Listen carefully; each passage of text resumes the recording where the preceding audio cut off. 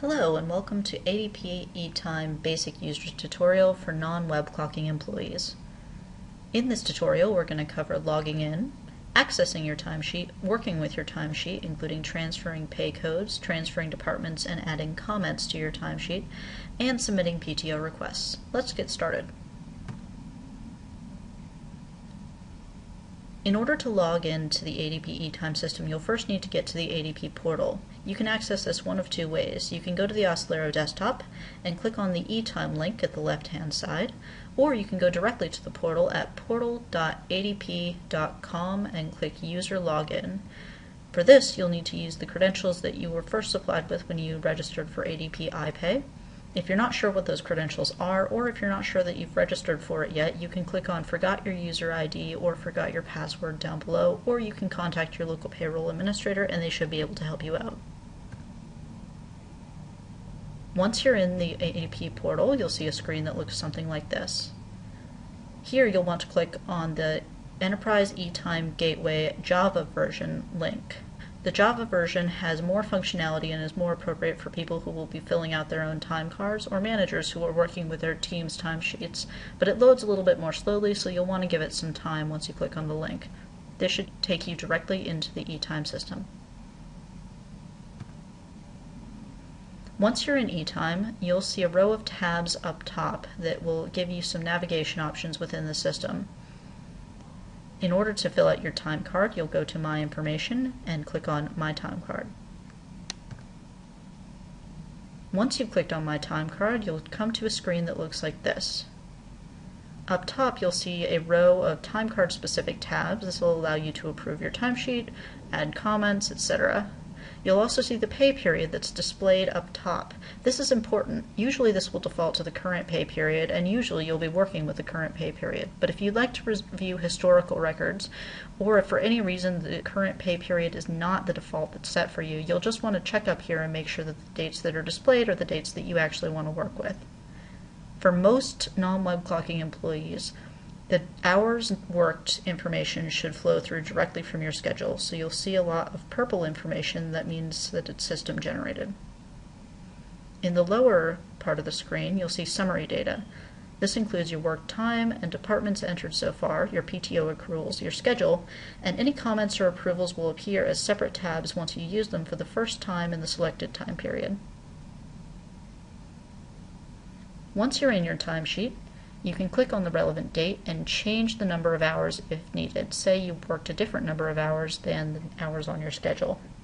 If you want to transfer hours to a different pay code, say you were out on PTO or took off for jury duty or have a different department that you'd like to transfer to, you'll need to insert a separate row and record these hours separately on each day. In order to do that, you'll click on the Insert Row icon to the left of the pay code column. This is a small icon with a plus sign and an arrow right underneath it. To transfer to a different pay code, select the pay code drop down on the new row and select the correct pay code option. If you're transferring departments or possibly facilities, you'll want to click on the Transfer drop down rather than the pay code drop down. Once you're there, you can click on Search to try and find either the department or the facility that you'd like to select.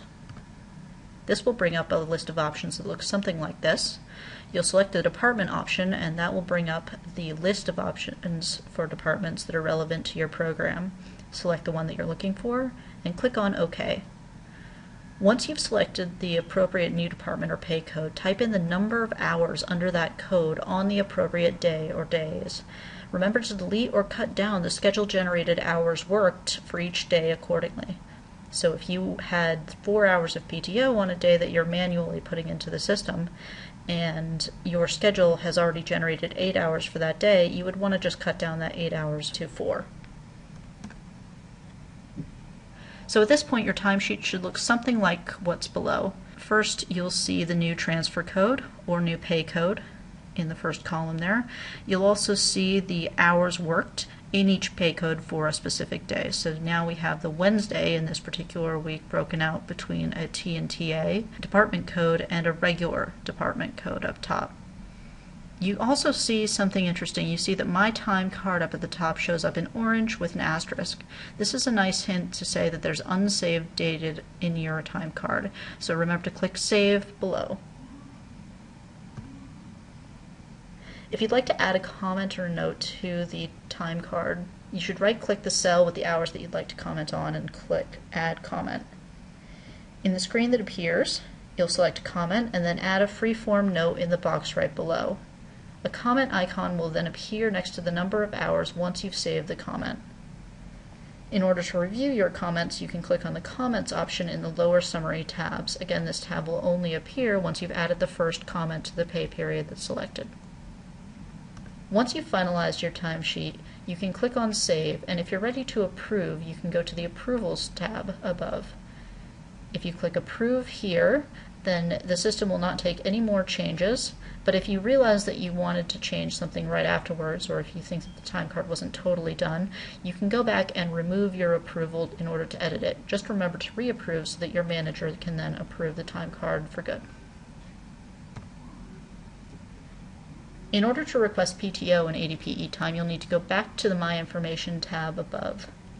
You'll be taken to a calendar format screen with current schedule information that's visible. Pay attention to the time period drop-down again. You will use this drop-down to find the right time period for your PTO. If you do this first, you'll save yourself a lot of time. So again, once you've clicked on My Requests, you'll be taken to a screen that looks something like this.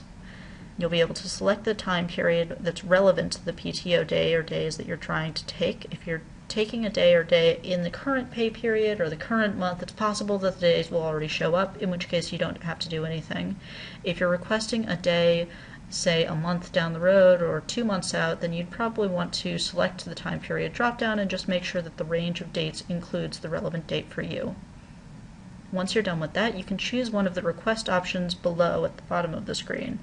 If you choose 8 hours time off, that's going to allow you to take full days or multiple consecutive days. If you choose specify time off, this will allow you to take partial days or a number of hours. Once you've selected your request type, you can enter the information as stated here.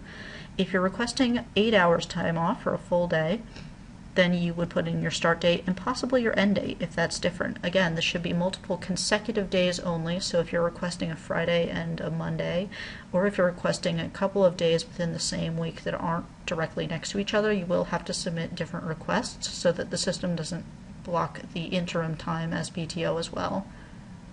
For specifying time off, you'll want to put the start date for when your PTO will start. So say you're leaving at 1 o'clock p.m., you would put 1 o'clock p.m. in that start time after selecting the right date, and you would put the duration of, say, 4 hours, and in either option you'll be able to write a note to your manager to let them know why you're taking off if you'd prefer. Once you're done with that, you can click Submit, and that will send the request directly to your manager. They'll receive an email and a note in their eTime message box. So that's it. If you have questions on how to use the eTime system, please contact your program's payroll administrator. And thank you very much for watching this webinar.